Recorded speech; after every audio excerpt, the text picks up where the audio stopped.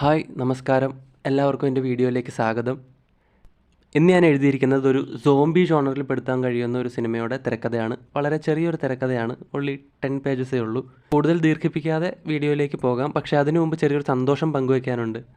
ആദ്യത്തെ 500 സബ്സ്ക്രൈബേഴ്സ് തികഞ്ഞിരിക്കുകയാണ്. എനിക്ക് വളരെയധികം സന്തോഷമുണ്ട്. തീർച്ചയായും ഇനിയും നിങ്ങളുടെ സപ്പോർട്ട് ഞാൻ പ്രതീക്ഷിക്കുന്നു. ഓക്കെ, അപ്പോൾ നമുക്ക് വീഡിയോയിലേക്ക് പോകാം. ഇത് ഞാൻ ടൈറ്റിൽ ഇട്ടിട്ടില്ല, അതുകൊണ്ടാണ് ഇവിടെ അൺടൈറ്റിൽഡ് എന്ന് കാണിക്കുന്നത്. ബാക്ക്ഗ്രൗണ്ടിൽ ഒന്നാം രാഗം പാടി എന്നുള്ള പാട്ട് വോയിസ് ഓവറായി കേട്ടുകൊണ്ടിരിക്കുകയാണ്. ഇത് ബ്ലാക്കിൽ ഈ പാട്ട് ഓവർലാപ്പ് ചെയ്ത് കേട്ടുകൊണ്ടിരിക്കുന്നു. അപ്പോൾ അവിടെ നിന്ന് സീൻ ആരംഭിക്കുന്നു. ഇൻറ്റീരിയർ ഓർ എക്സ്റ്റീരിയർ, റോഡ്, വൈകുന്നേരം. റോഡിലൂടെ ഒരു വാൻ സഞ്ചരിക്കുകയാണ്. റോഡിൽ മറ്റു വണ്ടികളൊന്നും കാണാനില്ല. വനത്തിന് നടുവിലൂടെയുള്ള വിജനമായ റോഡിലൂടെ വാൻ മെല്ലെ നീങ്ങുന്നു. ഹില്ലേരിയാണ്. ദേവനാണ് വാൻ ഓടിക്കുന്നത്. ഒരു കയ്യിൽ സിഗരറ്റ് എരിയുന്നു. കട്ടിമീശയും കുറ്റിത്താടിയും അതിലെയും ഇതിലെയും നരച്ചിട്ടുണ്ട്. മുഷിഞ്ഞ വസ്ത്രമാണ് ധരിച്ചിരിക്കുന്നത്. കുളിച്ചിട്ട് കുറഞ്ഞത് ഒരാഴ്ചയെങ്കിലുമായെന്ന് കാഴ്ചയിൽ നിന്ന് വ്യക്തം. വസ്ത്രത്തിൽ രക്തക്കറയും കാണാം. കുറേ മുന്നോട്ട് ചെന്നപ്പോൾ അയാൾ പെട്ടെന്ന് വാൻ നിർത്തുന്നു. പാട്ട് ഓഫ് ചെയ്യുന്നു. അപ്പോൾ ഈ വാനിൽ നിന്ന് കേട്ടുകൊണ്ടിരുന്ന, ഈ വാനിലെ റേഡിയോയിൽ നിന്ന് കേട്ടുകൊണ്ടിരുന്ന പാട്ടായിരുന്നു ഓവർലാപ്പ് ചെയ്ത് വന്നത്. ഓക്കെ, അപ്പോൾ അടുത്ത സീൻ എക്സ്റ്റീരിയർ ചെക്ക് പോസ്റ്റ്. മുന്നിൽ അടഞ്ഞു കിടക്കുന്ന ഒരു ചെക്ക് പോസ്റ്റാണ്. ഒരു ഈച്ച പോലും അവിടെയില്ല. സ്റ്റീറിങ്ങിൻ്റെ അടുത്ത് തന്നെ വെച്ചിരിക്കുന്ന തോക്കെടുത്ത് അയാൾ പുറത്തേക്കിറങ്ങി. അതൊരു പിസ്റ്റലാണ്. ഒരു ചെറിയ സെക്യൂരിറ്റി പോസ്റ്റ് ഉണ്ടെങ്കിലും അവിടെയെങ്ങും ആരെയും കാണാനില്ല. അയാൾ ചെന്ന് ചെക്ക് പോസ്റ്റ് തുറന്നു. ശേഷം വാനിൽ കയറാൻ തുടങ്ങിയതും സെക്യൂരിറ്റി പോസ്റ്റിൻ്റെ ഉള്ളിൽ നിന്നും എന്തോ ശബ്ദം കേൾക്കുന്നു. അരയിൽ വെച്ചിരിക്കുന്ന തോക്കിൽ പിടിച്ചുകൊണ്ട് അയാൾ സെക്യൂരിറ്റി പോസ്റ്റിലേക്ക് നോക്കി. ഒരു 5 സെക്കൻഡോളം അങ്ങനെ തുടർന്നെങ്കിലും പിന്നീട് ശബ്ദമൊന്നും കേട്ടില്ല. തോന്നിയതായിരിക്കുമെന്ന് കരുതി വാനിൽ കയറാൻ തുടങ്ങിയെങ്കിലും അയാൾ വീണ്ടും സെക്യൂരിറ്റി പോസ്റ്റിലേക്ക് നോക്കി. എന്തോ വിശ്വാസം വരാത്തതുപോലെ അരയിൽ നിന്നും തോക്കെടുത്ത് ദേവൻ സെക്യൂരിറ്റി പോസ്റ്റിനടുത്തേക്ക് നടന്നു. Interior check post. വാതിൽ അടഞ്ഞാണ് കിടക്കുന്നതെങ്കിലും ലോക്കല്ല. അയാൾ കാലുകൊണ്ട് വാതിൽ മെല്ലെ തുറന്ന് അകത്തേക്ക് തോക്ക് ചൂണ്ടി. അകത്ത് ആരുമില്ല. ദേവൻ അകത്തേക്ക് കയറി. സെക്യൂരിറ്റിക്ക് ഇരിക്കാനുള്ള കസേരയും മേശയും പിന്നെ തുറന്നു കിടക്കുന്ന ഒരു അലമാരയുമാണ് അവിടെ ഉള്ളത്. അതിലൂടെ കണ്ണോടിച്ചതും പെട്ടെന്ന് പിന്നിൽ ആരോ ഉള്ളതുപോലെ അയാൾക്ക് തോന്നി. തിരിഞ്ഞതും പിന്നിൽ നിൽക്കുന്ന ഒരു പെൺകുട്ടി ഇരുമ്പ് വടി കൊണ്ട് ദേവനെ അടിക്കാൻ വീശി.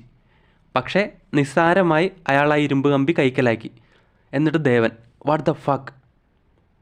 മുന്നിൽ നിൽക്കുന്ന പെൺകുട്ടി ആകെ പേടിച്ചാണ് നിൽക്കുന്നത്. ദേവൻ അവളെ ആകെ ഒന്ന് നോക്കി. എന്തോ ദുരന്തത്തിൽ നിന്ന് ഓടി രക്ഷപ്പെട്ടു വന്നിരിക്കുന്ന മട്ടിലാണ് അവൾ നിൽക്കുന്നത്. അപ്പോൾ ദേവൻ, നീ ഏതാ? അപ്പോൾ പെൺകുട്ടി സംശയത്തോടെ, ഇയാൾ ഇൻഫെക്റ്റഡ് അല്ലേ? അപ്പോൾ ദേവൻ, കണ്ടിട്ട് മോൾക്ക് എന്ത് തോന്നുന്നു? അപ്പോൾ പെൺകുട്ടി, ഇൻഫെക്റ്റഡ് അല്ലെന്ന്. അപ്പോൾ ദേവൻ, പിന്നെന്തിനാ ചോദിച്ചത്? ദേവൻ അവിടെ നിന്നും പുറത്തേക്കിറങ്ങി വാനിനടുത്തേക്ക് നടന്നു. Exterior check post. നടത്തത്തിനിടയിൽ കയ്യിലെ ഇരുമ്പ് കമ്പി എറിഞ്ഞു കളയുന്നു. പെൺകുട്ടി പിന്നാലെ ഓടി വന്ന് വട്ടം നിൽക്കുന്നു. എന്നിട്ട് പെൺകുട്ടി, നിൽക്ക്, ഇയാൾ എവിടെ പോവാ? അത് കേട്ട് ദേവൻ തുറന്നു കിടക്കുന്ന ഗേറ്റിലേക്ക് നോക്കി. എന്നിട്ട് ദേവൻ, വ്യൂ കാണാൻ എന്തേ പോരുന്നുണ്ടോ? അപ്പോൾ പെൺകുട്ടി, ഉണ്ട്. അവൾ അങ്ങനെ പറയുമെന്ന് തീരെ പ്രതീക്ഷിക്കാത്ത മട്ടിൽ ദേവൻ ഒരു നിമിഷം നിശബ്ദനായി. എന്നിട്ട് ദേവൻ, എൻ്റെ സമയം കളയാതെ വഴിയെന്ന് മാറ്. അവളെ മുന്നിൽ നിന്ന് തള്ളി മാറ്റി ദേവൻ വാനിൽ കയറുന്നു. എന്നാൽ അവൾ ഡോറിനടുത്തേക്ക് വരുന്നു. എന്നിട്ട് പെൺകുട്ടി പറയാണ്, ഞാൻ പറയുന്നതൊന്ന് കേൾക്ക്, എന്നെയും കൂടി കൊണ്ടുപോകാമോ? അപ്പോൾ ദേവൻ സഹികെട്ട മട്ടിൽ, മോളു, എനിക്ക് മനസ്സിലാവും. പക്ഷെ കൂടെ കൂട്ടാൻ ഞാൻ പിക്നിക്കിന് പോവല്ല. ഏറ്റവും മുകളിൽ കയറി അവിടെ നിന്ന് താഴേക്ക് ചാടി ചാവാൻ പോവാ. എന്നിട്ട് അയാളൊന്ന് നിശബ്ദനാവുന്നു. അത് കഴിഞ്ഞിട്ട് പറയുന്നു, ഇനി പറ, മോളത് കാണാൻ വരുന്നുണ്ടോ? അപ്പോൾ പെൺകുട്ടി, ഉണ്ട്. അത് കേട്ട് ദേവൻ്റെ മുഖം മാറുന്നു. എന്നിട്ട് പെൺകുട്ടി, ഇപ്പോഴും ജീവിച്ചിരിക്കുന്നത് തന്നെ ഭാഗ്യം. ഞാനും കൂടെ വരാം. എന്നിട്ട് നമുക്ക് ഒരുമിച്ച് ചാടാം. അത് കേട്ട് ദേവൻ അവളെ തന്നെ നോക്കി നിൽക്കുന്നു. കട്ടാവുന്നു. അടുത്ത സീൻ എക്സ്റ്റീരിയർ റോഡ്. ഏതാനും നിമിഷങ്ങൾക്ക് ശേഷം മുകളിലേക്കുള്ള റോഡിലൂടെ വാൻ സഞ്ചരിക്കുന്നു. അതായത് ഇതൊരു മലയുടെ മുകളിലോട്ട് വണ്ടി കയറിക്കൊണ്ടിരിക്കുകയാണ്. അപ്പോൾ ഇതിൻ്റെ വിവിധ എക്സ്റ്റീരിയർ ഷോട്ടുകൾ കാണിക്കുന്നു. അവിടെ നിന്ന് വാനിനുള്ളിലേക്ക് കട്ടാവാണ്. Interior van. വാനിനുള്ളിൽ തൊട്ടടുത്ത സീറ്റിൽ ആ പെൺകുട്ടിയും ഇരിക്കുന്നുണ്ട്. വാനിനുള്ളിൽ തൂക്കിയിട്ടിരിക്കുന്ന ഒരു മാലയുടെ ലോക്കറ്റിലെ ബട്ടർഫ്ലൈ അവൾ കയ്യിലെടുത്തു നോക്കുന്നു. അതിന് നടുവിൽ ദേവൻ്റെയും ഭാര്യയുടെയും ഫോട്ടോയാണ്. അപ്പോൾ ദേവൻ: മോളെന്തിനാ ചാടുന്നത്? അപ്പോൾ പെൺകുട്ടി: അച്ഛനും പോയി, എൻ്റെ അമ്മയും പോയി. അപ്പോൾ ദേവൻ: പിന്നെ നീ എങ്ങനെ രക്ഷപ്പെട്ടു? അപ്പോൾ പെൺകുട്ടി: ഞാൻ ഓടി. അത് പറയുമ്പോൾ ആ പെൺകുട്ടി കാട്ടിലൂടെ വെപ്രാളത്തിൽ ഓടുന്ന ഒരു ദൃശ്യം പെട്ടെന്ന് മിന്നിമറയാണ്. എന്നിട്ട് പെൺകുട്ടി പറയാണ്: എന്നെ രക്ഷിച്ചത് അവിടെ ഉണ്ടായിരുന്ന സെക്യൂരിറ്റി അങ്കിളാണ്. അപ്പോൾ അവിടെ നിന്ന് കട്ടാവുന്നു. എക്സ്റ്റീരിയർ ചെക്ക് പോസ്റ്റ് വെളുപ്പിന്. ചെക്ക് പോസ്റ്റിന് മുന്നിലേക്ക് ഒരു പെൺകുട്ടി ഓടി വരുന്നു. ഈ പെൺകുട്ടി ഓടി വരുന്നു. പുറകെ 3 സോംബികൾ വെറി പിടിച്ച് പാഞ്ഞു വരികയാണ്. തൊട്ടടുത്ത നിമിഷം കൃത്യം തലയ്ക്ക് വെടിയേറ്റ് സോംബികൾ 3 നിലത്ത് വീഴുന്നു. പെൺകുട്ടി പെട്ടെന്ന് നിന്ന് അതാരാണെന്ന് നോക്കി, അതായത് ആരാണ് വെടിവെച്ചതെന്ന് നോക്കുന്നു. ചെക്ക് പോസ്റ്റിന് മുന്നിൽ കസേരയിലിരിക്കുന്ന സെക്യൂരിറ്റിയാണ് ഷൂട്ട് ചെയ്തത്. അയാളൊരു വൃദ്ധനാണ്. ഒരു കയ്യിൽ ബിയറും പിടിച്ചാണ് അയാൾ ഷൂട്ട് ചെയ്തത്. പെൺകുട്ടി അയാൾക്ക് അടുത്തേക്ക് വന്ന് മുന്നിൽ വന്ന് നിന്നു. അവൾ പേടിച്ചു വിറയ്ക്കുകയാണ്. അവളുടെ നിൽപ്പ് കണ്ട് ഒരു കവിള് ബിയർ അകത്താക്കിയ ശേഷം സെക്യൂരിറ്റി: പേടിച്ചു പോയോ? പെൺകുട്ടി മറുപടി പറയാതെ നിന്ന് കരയുകയാണ്. അപ്പോൾ സെക്യൂരിറ്റി: വാ, ഇങ്ങ് അടുത്തേക്ക് വാ. അത് കേട്ട് പെൺകുട്ടി കരഞ്ഞുകൊണ്ട് അയാൾക്ക് അടുത്തേക്ക് ചെന്നു.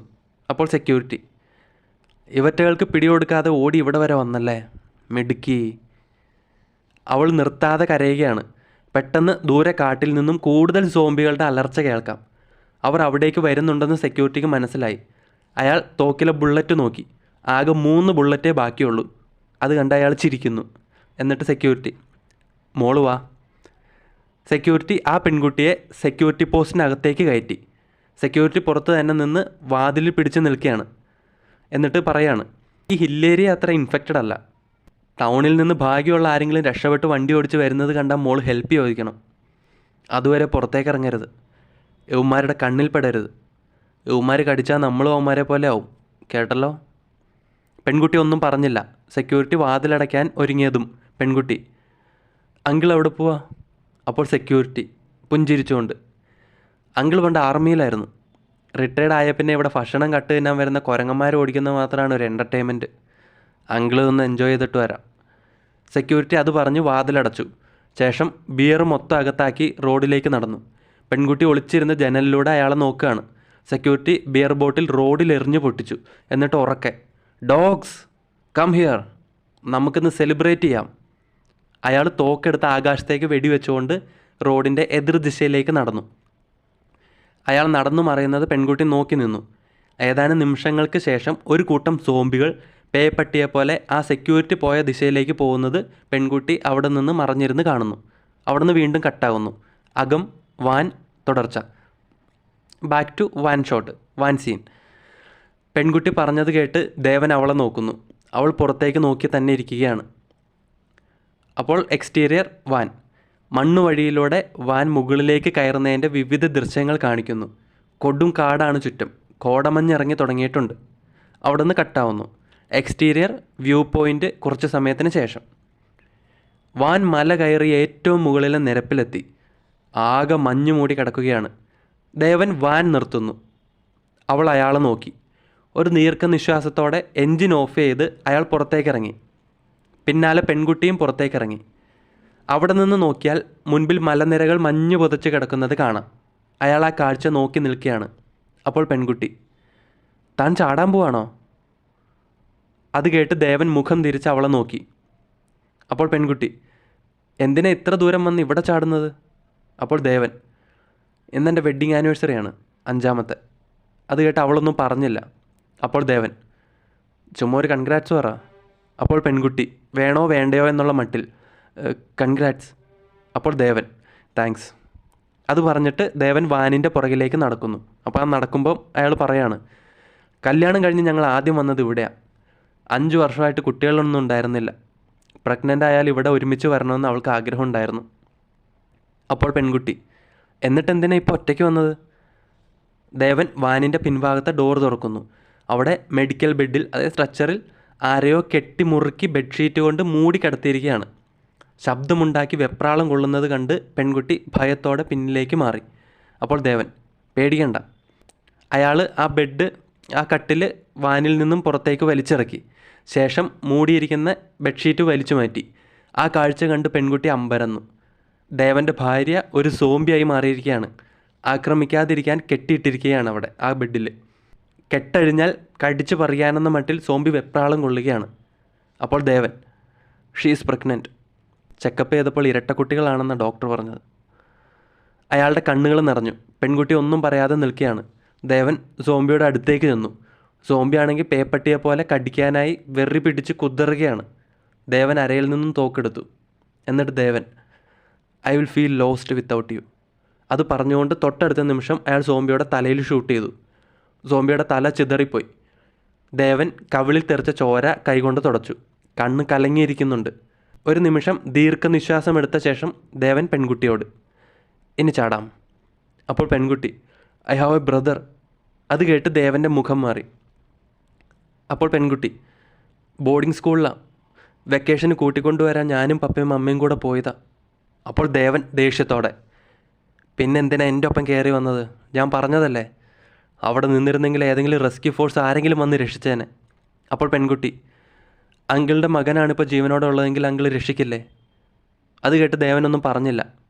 അപ്പോൾ പെൺകുട്ടി, എന്നെ എൻ്റെ ബ്രദറിൻ്റെ അടുത്തെത്തിക്കണം പ്ലീസ്. അപ്പോൾ ദേവൻ, വൈറസ് നാട് മുഴുവൻ വ്യാപിച്ചുകൊണ്ടിരിക്കുക, കണ്ണിപ്പെട്ട കടിച്ച് കീറും, മോളുടെ ബ്രദർ ജീവിച്ചിരിക്കാൻ ഒരു ചാൻസും ഇല്ല. അപ്പോൾ പെൺകുട്ടി, ഇനിയെങ്ങാനും ജീവിച്ചിരിക്കുന്നുണ്ടെങ്കിലോ? പെൺകുട്ടി ദേവൻ്റെ അടുത്തേക്ക് വന്നു, ദേവൻ്റെ കയ്യിൽ പിടിക്കുന്നു. എന്നിട്ട് പറയാണ്, അങ്കിൾ, എനിക്ക് എൻ്റെ ബ്രദറിൻ്റെ അടുത്തേക്ക് പോകണം. ഞാൻ എൻ്റെ പപ്പയോട് പറയുന്ന പോലെ എനിക്കിപ്പോൾ തോന്നുന്നത്. അവളുടെ കണ്ണുകൾ നിറഞ്ഞൊഴുകി. ദേവൻ ഒന്നും പറയാതെ എന്തോ ആലോചിച്ചുകൊണ്ട് അവളെ തന്നെ നോക്കി നിൽക്കുകയാണ്.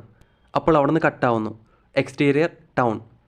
100 കണക്കിന് കിലോമീറ്ററുകൾ മാറിയുള്ള വലിയൊരു ടൗൺ കാണിക്കുന്നു. ട്രാഫിക് ബ്ലോക്കും മറ്റുമായി ആകെ മൊത്തം അല്ലങ്കോലമായി കിടക്കുകയാണ്. ഒറ്റ മനുഷ്യരെയും കാണാനില്ല.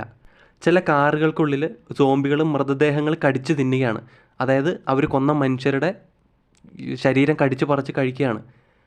അവിടെ നിന്ന് വീണ്ടും കട്ടാവുന്നു. എക്സ്റ്റീരിയർ ഓർ ഇൻറ്റീരിയർ ഒരു സ്കൂള്.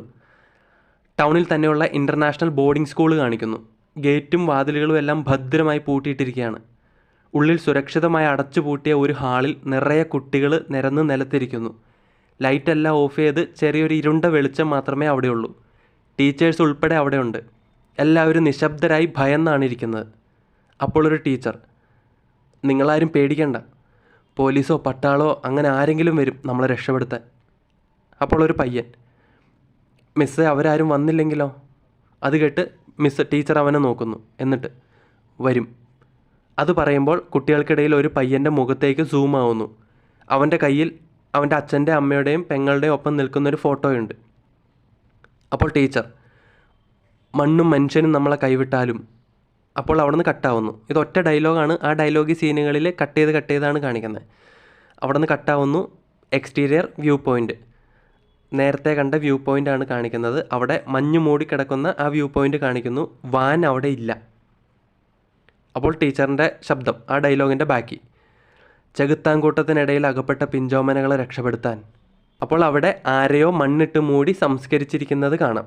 കുഴിമാടത്തിൻ്റെ തലഭാഗത്ത് നാട്ടിയിരിക്കുന്ന കല്ലിൽ ദേവൻ്റെയും ഭാര്യയുടെയും ഫോട്ടോയുള്ള ബട്ടർഫ്ലൈ കെട്ടിവെച്ചിരിക്കുന്നു. മാത്രമല്ല അടുത്തായി വാനിൻ്റെ ടയർ പാടും കാണാം. അപ്പോൾ ടീച്ചറിൻ്റെ ശബ്ദം, ദൈവം നേരിട്ടിറങ്ങി വരും. ഇത് പറയുമ്പോൾ കട്ടാവുന്നു. അങ്ങനെ തിരക്കഥ അവസാനിക്കുന്നു.